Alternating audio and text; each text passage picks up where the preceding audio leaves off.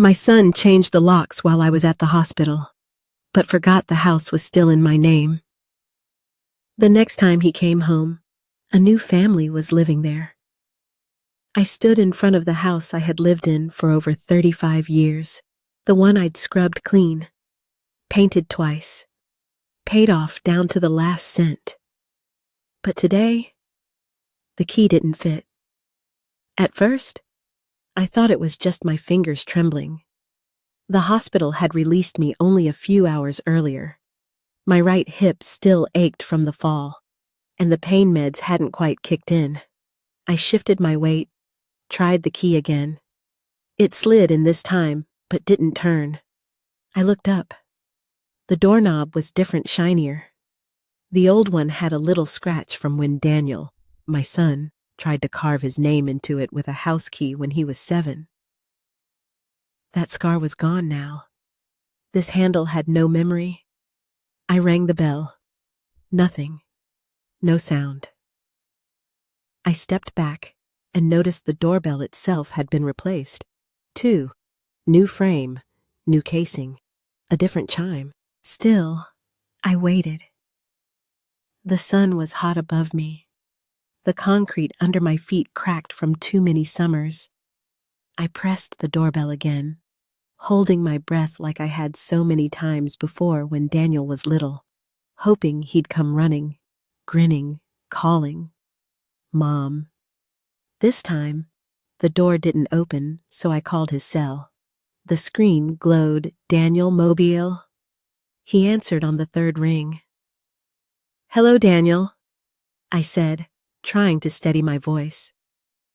"It's me. I'm outside. The key, your key, it doesn't work." A pause. "Before we start, please take a moment to like and subscribe. Try to watch the videos as long as possible. By watching more often, YouTube will promote these stories to a larger audience, grow your channel, and bring you more interesting things.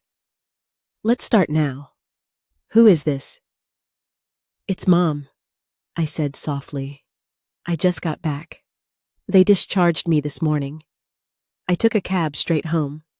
He cut me off." "I'm sorry," he said. And his voice was flat, distant, like a stranger reading from a script. "I don't know who this is, but my mother passed away 3 weeks ago." My knees buckled slightly. I gripped the iron gate for support. "Daniel, what are you saying?" Silence. Then whoever you are, pretending to be her. "It's sick. You need help." I could hear someone in the background, a woman's voice. Muffled, then sharp. "Hang up. Don't engage."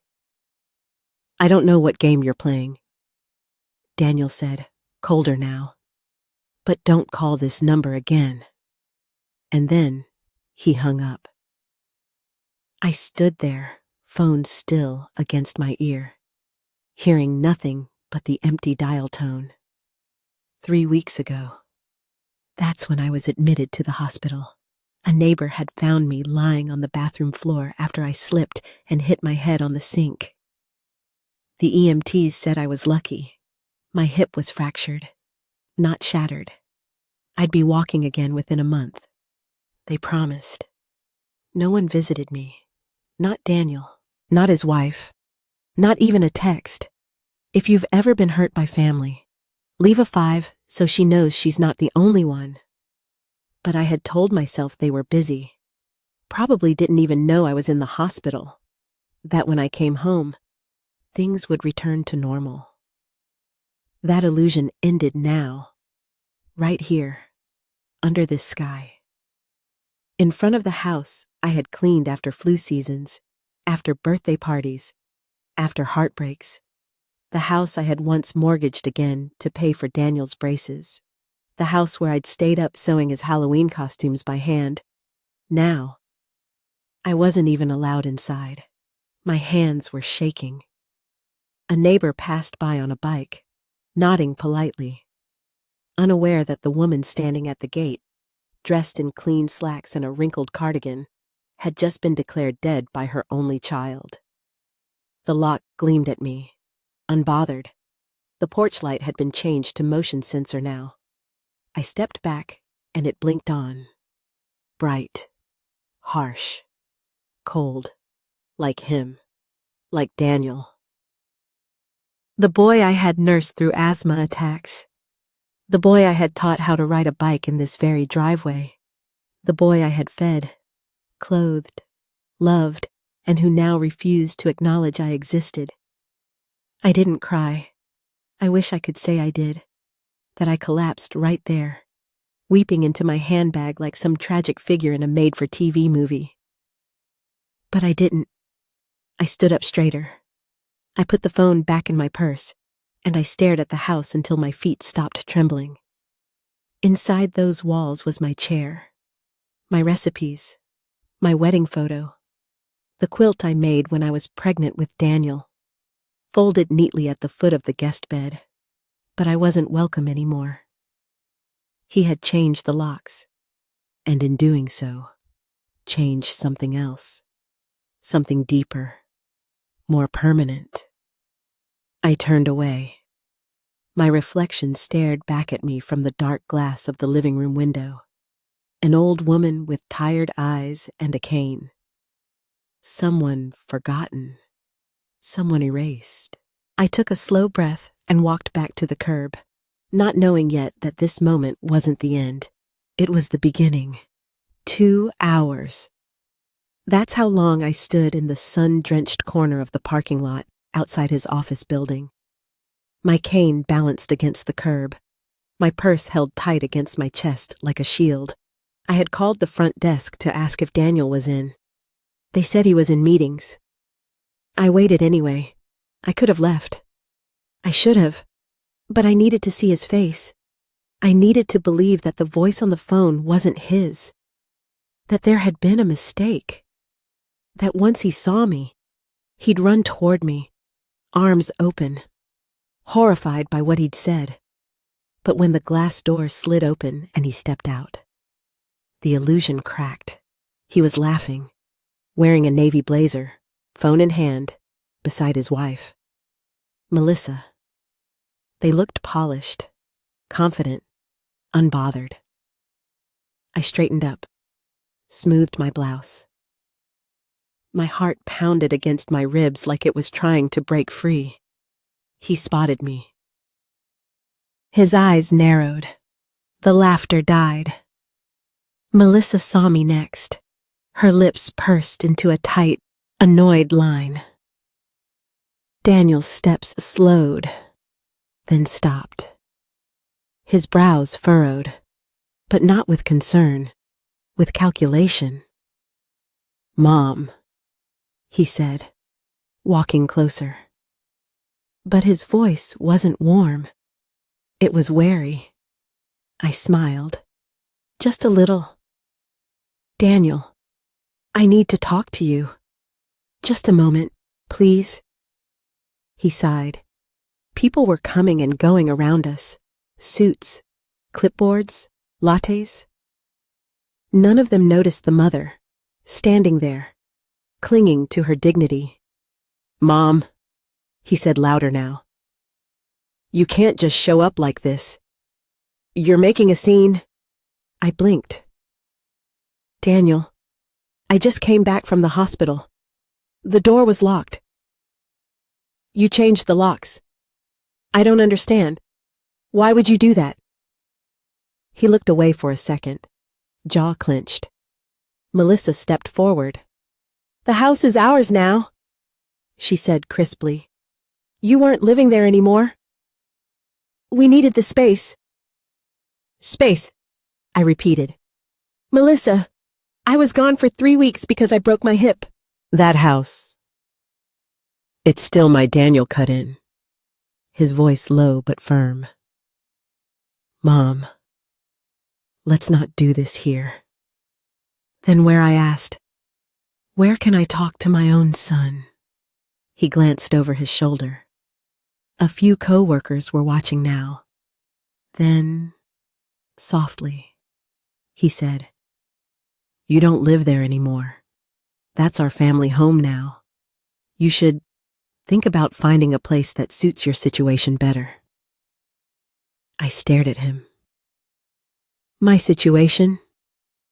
You're older. Mom, you need care. You can't keep living on your own.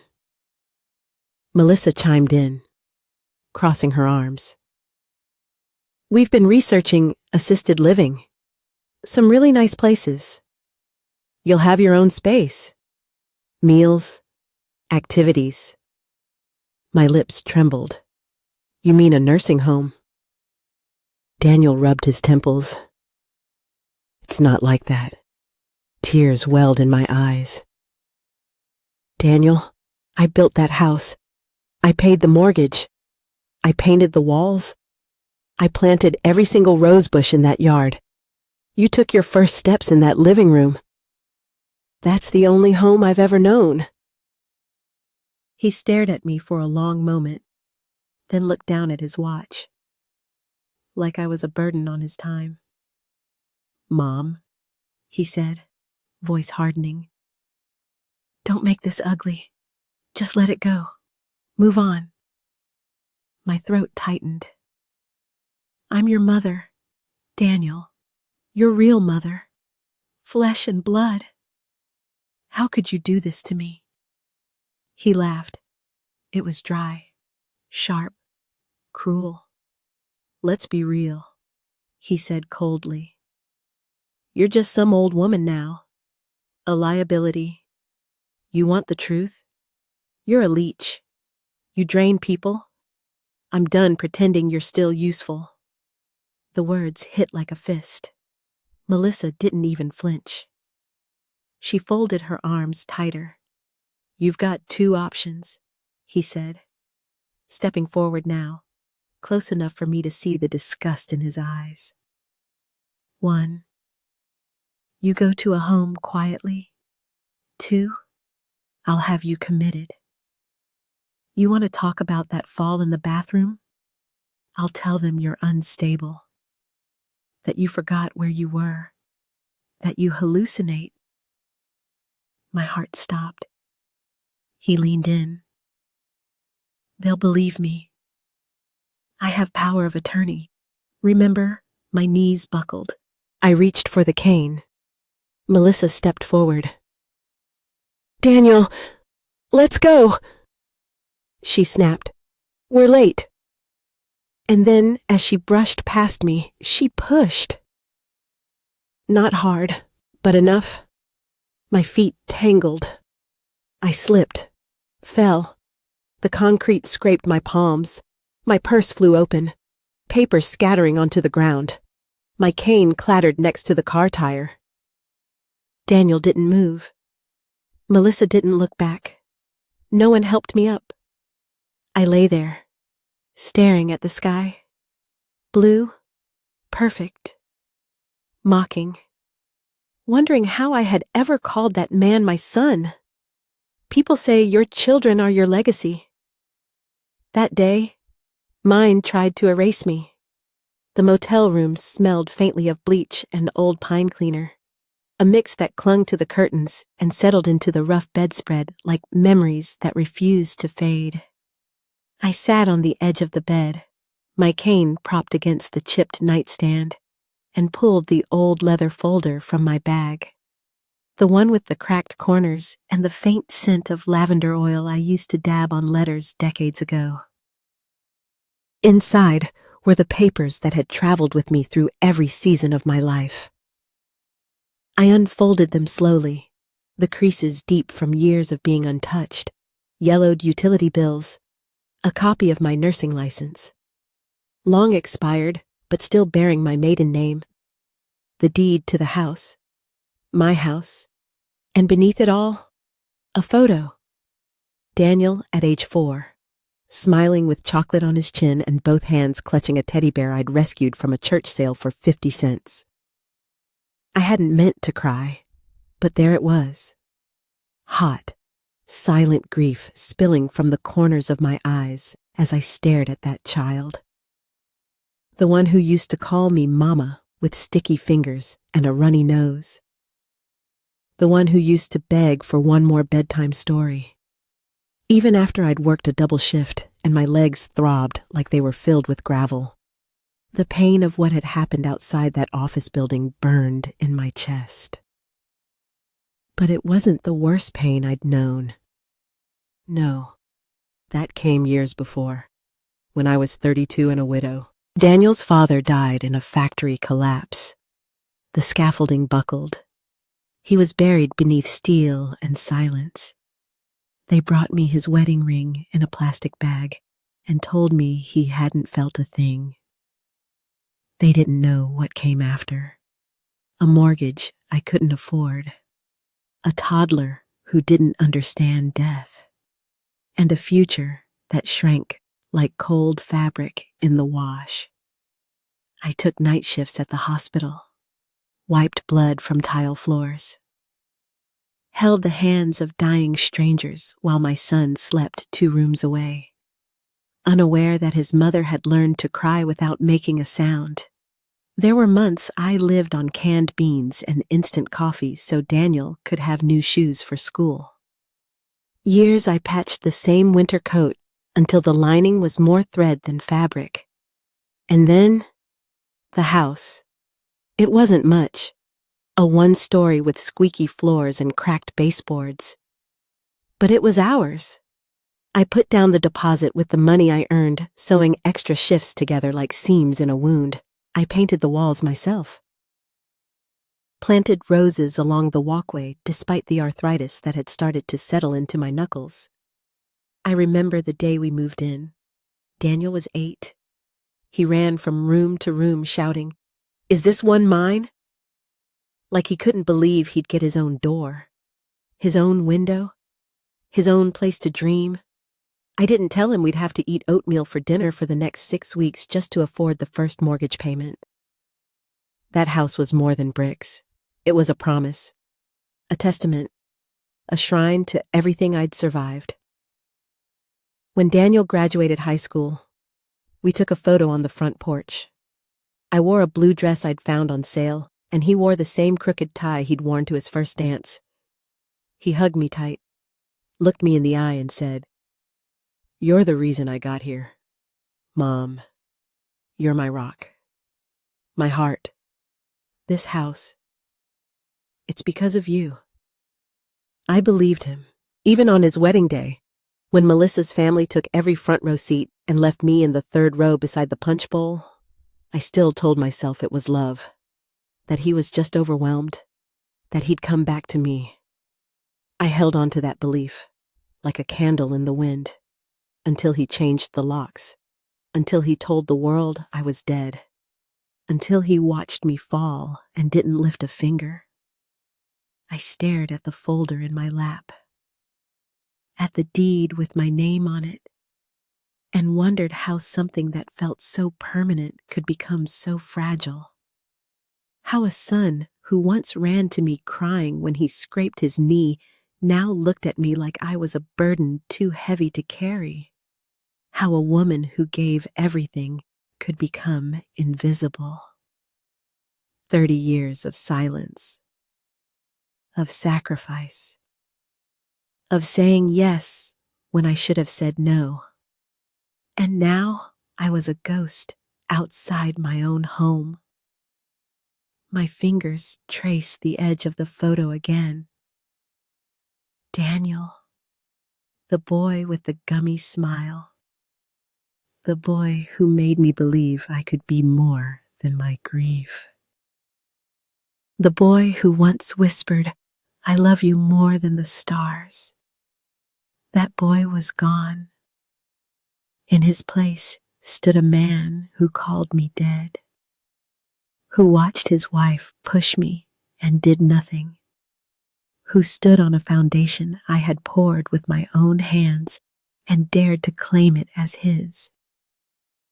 I folded the papers back into the folder, stood slowly and looked around the motel room.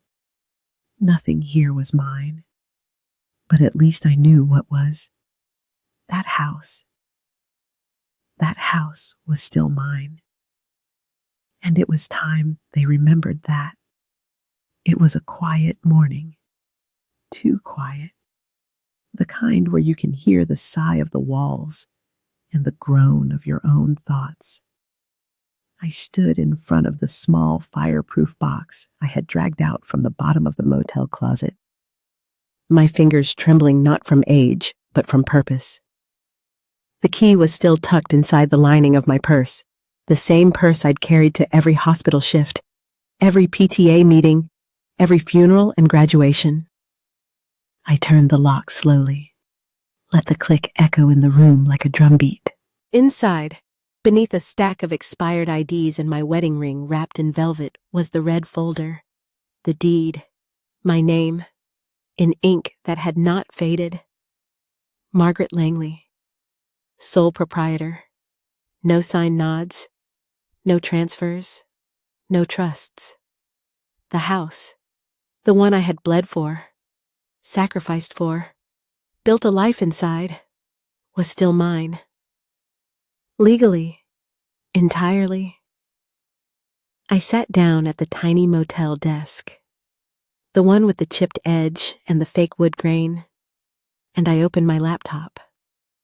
I hadn't used it since before the fall, but the muscle memory was still there. Username, password, login. I searched for the name I remembered from years ago, Kelsey Tran-esque. She had been a bright young paralegal fresh out of school when I met her. Her grandmother had been one of my patients. Back then, she'd brought me tea during overnight shifts. Now, she was a practicing attorney with her own small office downtown. I sent her a message with a subject line that read, "Urgent, property rights." She called within the hour. "Ms. Langley?" she asked, voice still calm and warm. "Is everything all right?" I told her everything. Not all the feelings. Not yet, but the facts. She didn't gasp. She didn't say, "How could a son do that?" She just asked for the address, the dates, the paperwork. And then she said, "Come in tomorrow. We'll fix this." The next day. I walked into her office with the red folder under my arm. She looked older. Yes, but still sharp. Still kind. She reviewed the deed, scanned the title records, and looked up at me. "Margaret, the house is yours," she said. "Every legal document confirms it. There's no transfer, no co-ownership, no lien. If he changed the locks and claimed possession, he committed unlawful occupation. We can file for immediate action." I nodded slowly. "I want the locks changed," I said. "I want a new tenant." She tilted her head. "Are you sure?" "Yes," I replied. "I'm not going back there to live, but I won't let him take what isn't his." She drew up the paperwork that day. First, the termination of any prior powers of attorney. Then, a cease and desist letter, a formal notice of property reclamation. And finally, my favorite part, a public rental listing, charming 3-bedroom home, available immediately for rent, quiet neighborhood, ideal for respectful, family-minded tenants, preference given to single parents or multi-generational households. "Must appreciate rose gardens." Kelsey smiled when she read it back to me. "Anyone in mind? Someone who still knows what a home is." I said, "Not just a place to sleep or decorate, but a place you honor."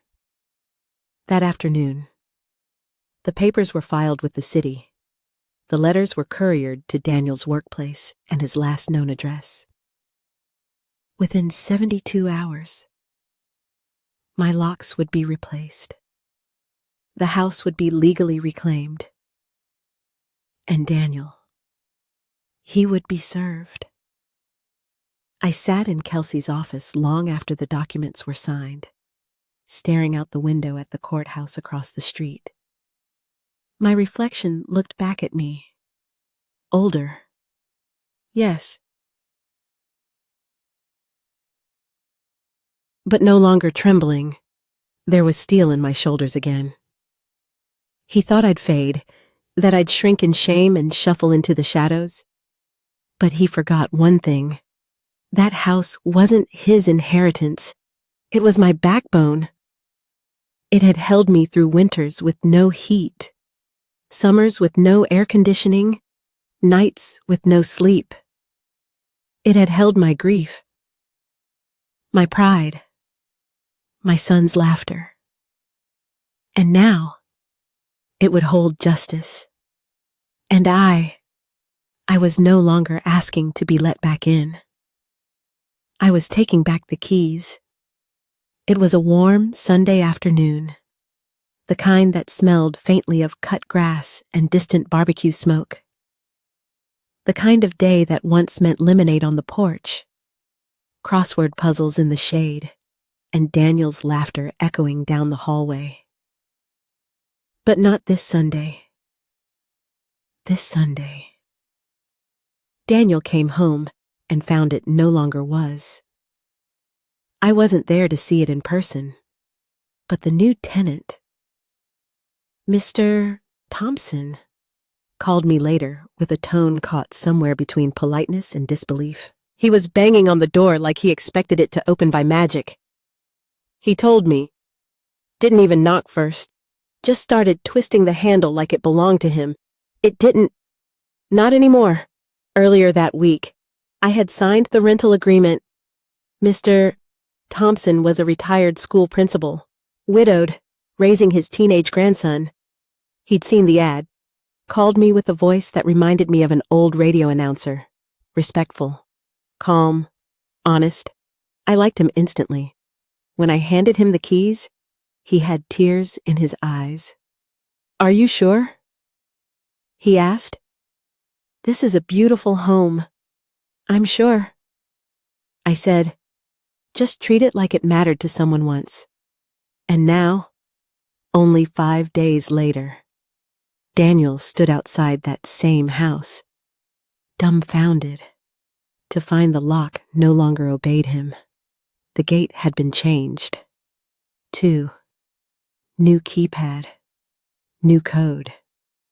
No more click of a familiar latch. He stood there, in his crisp, button-down shirt and sunglasses, still dressed like he had a reputation to protect.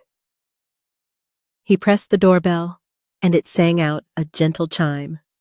The door opened. Mr. Thompson looked him up and down calmly. "Can I help you?" he asked. Daniel blinked. Yeah, I'm here to see my mom." There was a pause. Mr. Thompson smiled. "She doesn't live here." Daniel's voice shifted. "This is my house." "No," Mr. Thompson replied. "Still pleasant. This house belongs to Margaret Langley. I'm her tenant, and you are—" There was something delicious in the pause that followed. "I'm her son," Daniel snapped. "She's confused. I don't know what kind of scam. I don't think she's confused at all." "Mr. Thompson said, folding his arms. Daniel tried to peer past him. The living room was visible through the open door, same bay windows, same wooden floors, but the furniture was different. The curtains were new, and still, in the corner, stood the upright piano I had refused to part with, even when we couldn't afford electricity. I'd taught Daniel to play Twinkle. Twinkle, little star on those very keys, and there, on the shelf above the fireplace, sat a frame, a photo of me in my garden, holding a basket of roses, and beside it, the embroidered sign I had stitched by hand 27 years ago. "Bless this home." He stared at it. For a moment, his mouth hung open, Then the anger came. "What the hell is this?" he snapped. "Where's my mom? Where's my stuff, Mr. Thompson raised an eyebrow. "Nothing of yours was here. Not when I moved in. She can't just, this is illegal. Mr. Thompson stepped outside now, closing the door gently behind him. "Son," he said with a voice that didn't rise, "you may want to talk to a lawyer before you start shouting on someone else's porch." Daniel fumed. "She's insane," he muttered. "She's old. She's confused. She's the legal owner, Mr. Thompson cut in. "And from what I understand, she's sharper than you think." Daniel stood there, deflated, his pride leaking out with every breath. I imagined the scene as he finally turned away. No key to twist. No door to push open. No welcome waiting on the other side. Just the sound of his own footsteps echoing on the sidewalk that used to lead him home. But now it led nowhere. And inside, a new family was settling in. A man who watered the roses. A grandson who played the same piano Daniel once had. A house that still whispered memories, but to someone who listened. That evening, I sat in my small apartment with a cup of tea and my feet tucked beneath an old quilt. My phone buzzed once. A message. From Daniel. Went by the house. "What the hell is going on?" "Mom." I didn't reply. Not because I was angry, but because I didn't owe him an answer. He had made his decision the day he changed the locks. Today, I simply returned the favor. The first message came at 6:42. I.E.M. I saw the screen light up beside my bed before I even opened my eyes. I didn't need to read the name. I knew who it was.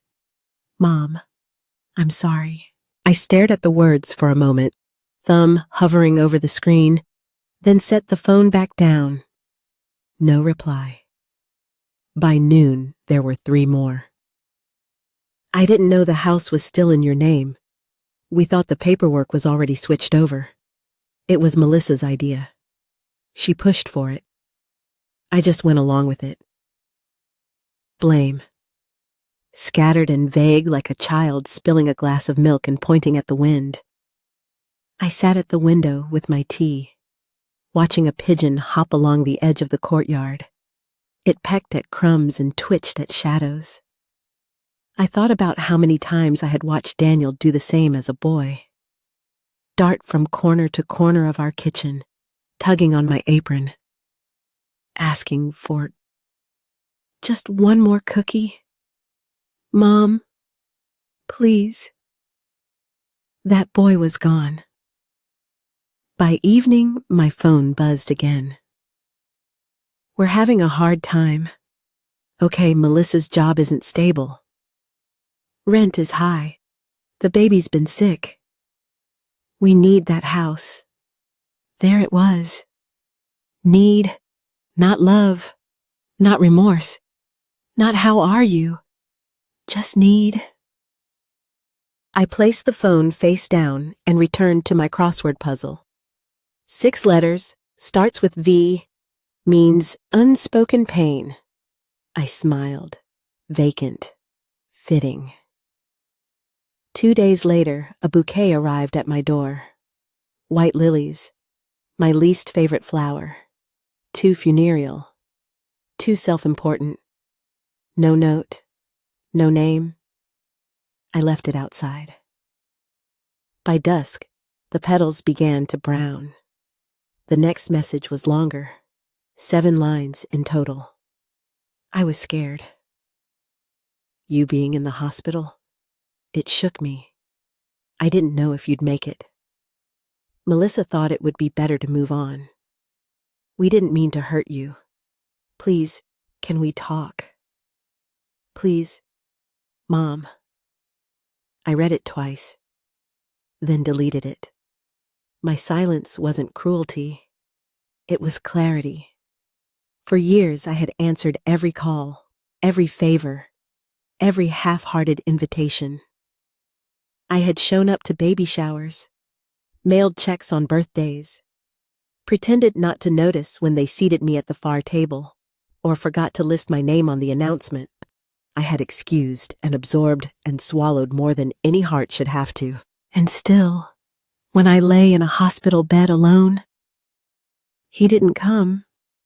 But now that the locks had changed for him, now that someone else stood where he thought he'd plant his flag, now he remembered my number. I didn't reply to the 7th message either. I let the bouquet rot on the welcome mat of someone else's house. I brewed tea with honey, curled beneath my quilt, and read a novel with no mother character, just a woman, whole, flawed, free. At some point that night, my phone buzzed one last time. Tell me what I need to do to fix this. But there are some things silence answers, better than words, and some wounds that close. Not because they were mended, but because they were no longer open. He came on a Tuesday. The knock was hesitant, 3 short taps, followed by silence. Not the kind of knock Daniel used to make as a boy when he forgot his keys, and knew I'd be waiting just behind the door, with a smile and a towel for his wet hair. This knock was older, heavier, ashamed. I opened the door, and there he stood.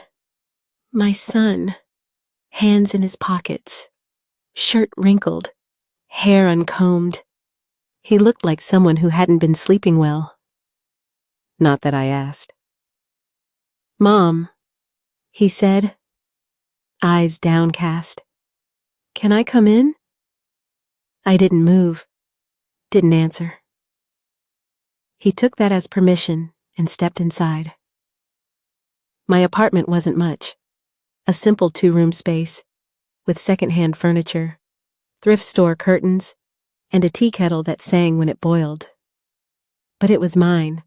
Every item had been chosen because it comforted me, not because it fit someone else's taste. He looked around like he was seeing me for the first time. This place is...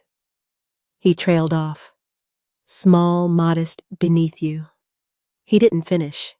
Instead, he sat down at the edge of the armchair, like a man waiting in a clinic. Back straight, eyes tired, words rehearsed. Melissa doesn't know I'm here, he said. I raised an eyebrow. She doesn't know I changed the locks, he added. She thought you gave us the house. I let her believe that. Of course he did. He leaned forward, elbows on knees. I panicked, he said. You were in the hospital and I thought, what if you didn't make it? We'd be stuck. No will, no deed, no plan. She was pressing me. I was scared. Scared. That was the word he chose. Not cruel, not selfish, just scared. He looked up at me, waiting for something. Pity. Maybe. A softening. Instead, I walked to the drawer by the kitchen and pulled out a single sheet of paper. I handed it to him. He stared at it. His face changed. It was a photocopy of the 5-year lease I'd signed with Mr. Thompson. Dates, terms, initials. Everything legal and binding. Effective immediately, I said softly. The house is no longer available for family use. He blinked. So, that's it. He looked down again, jaw clenching. I thought maybe you'd... Let me explain. You just did. He folded the paper in half. Then again, his hands were shaking. I didn't mean for it to go this far, he said. I thought I was doing what needed to be done. I nodded once. He looked up. That's all, he asked. I met his gaze. My voice was calm, steady. You said it once. I told him that I was your home, that everything you were started with me. He didn't deny it. Well, I continued.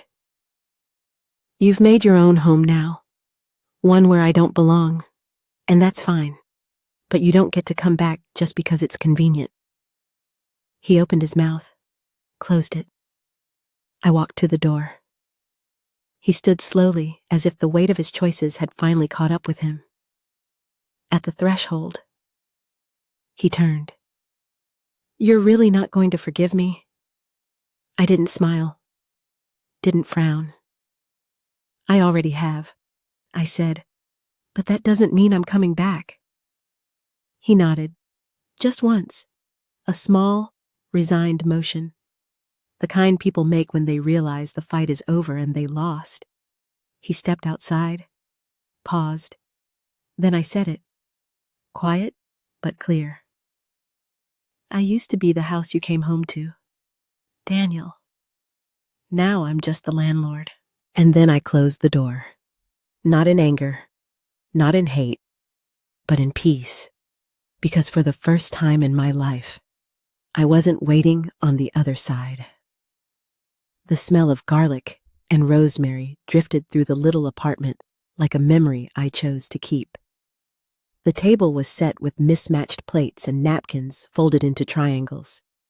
A simple blue tablecloth draped across it, the one with tiny sunflowers stitched in each corner. I had found it in a thrift shop the week before and bought it for no other reason than that it made me smile. Tonight was dinner. Not a celebration, not a holiday. Just a night I chose. 6 guests, all women, all over 60, all survivors of one kind or another. There was Helen, who'd once been forced out of her daughter's house when she became too much work. There was Darlene, whose son sold her car without asking and told her she was safer not driving. There was Estelle, whose only crime had been outliving her usefulness in a family that valued appearances over people. And then there was me. We brought dishes, like offerings to an altar. Warm bread, roasted vegetables, lemon cake. Someone brought wine. Someone else brought tears. No one apologized for either. The apartment filled with the sounds I'd missed for years. Forks clinking. Laughter that went unshushed. Stories told without fear of judgment. No one asked for permission to speak. No one waited to be acknowledged. For once, we weren't being hosted. We were simply seen. After dinner, I brought out the old teapot, the one Daniel used to call the genie lamp. It still whistled when it boiled. The sound made someone laugh and someone else cry. We sat under the string lights I had taped across the ceiling beams. Not fancy, but warm, intimate, like fireflies in a jar. Helen raised her glass. To the forgotten, she said. Estelle added, to the ones who were asked to leave the house but never left the love. I smiled, and I raised my own glass. To the women who were told they were too much, too loud, too old, too expensive, and to the truth they carry quietly. We clinked, and I felt something rise in my chest. Not sadness, not rage, something lighter. Peace. After they left, I stood in the doorway for a long time, watching the hallway go still. The scent of roasted garlic lingered on my sleeves. I breathed it in like perfume. The next morning, I woke early. No alarm, no demand, just birdsong, the soft kind that slips through cracked windows and lands gently on your skin. I made coffee, sat on the small balcony with a blanket around my shoulders. The world moved without me needing to chase it. For once, I wasn't proving anything. I wasn't Daniel's mother, or anyone's burden, or a woman waiting to be let in. I was simply Margaret, owner of a house I no longer lived in, but still owned. Landlord. Survivor, friend, a woman who had once been erased and then redrawn by her own hand. Later that afternoon, I walked to the bookstore, browsed without rushing, bought a novel I'd never heard of. Just because the cover was blue and peaceful, I stopped by the flower stand on the way home and bought myself tulips. Yellow, bright, alive. The kind no one had to send out of guilt. When I got home, I placed them in a chipped glass vase and set them by the window. And then I sat. Not because I was tired, but because I finally could. If you've ever been called a burden, not to your face, of course, not always. Sometimes it's said with a sigh, when you ask for a ride to the doctor. Sometimes it's in the silence, when your birthday goes unmentioned. Sometimes it's the way your chair is the only one without a cushion at the family table. Sometimes it's just how they look at you when you forget something twice. If you've ever stood in the doorway of a home you built, brick by brick, choice by painful choice, and felt like a stranger in it. If you've ever walked past a hallway filled with photos of people you raised, and not one of them includes you anymore. If you've ever held your tongue so long that it began to bleed into your chest, and you called it peace because no one else wanted to hear the truth, then this story was for you. This story was not just about a house. It was about a woman who gave and gave and gave until they forgot she had anything left to take, until they started treating her like the floor beneath their feet, solid, silent, stepped on, expected to hold the weight, and never complain when it cracked. They thought she'd vanish, but here's what they didn't understand. A woman who has nothing left to lose, has nothing left to fear. A mother who's been cast aside becomes a force of reckoning when she finally turns around and sees what she's been carrying. And a grandmother who's been quiet too long will speak with the power of every moment she stayed silent just to keep the peace. So, if they ever made you feel like you didn't matter anymore, if they ever told you, outright, or in subtle ways, that your time had passed, that you should sit down, hush up, fade out, let me remind you, you are not invisible. You are not the background of anyone's story. You are not just a support beam for someone else's success. You are not a faded photograph on the mantle. You are not a leftover.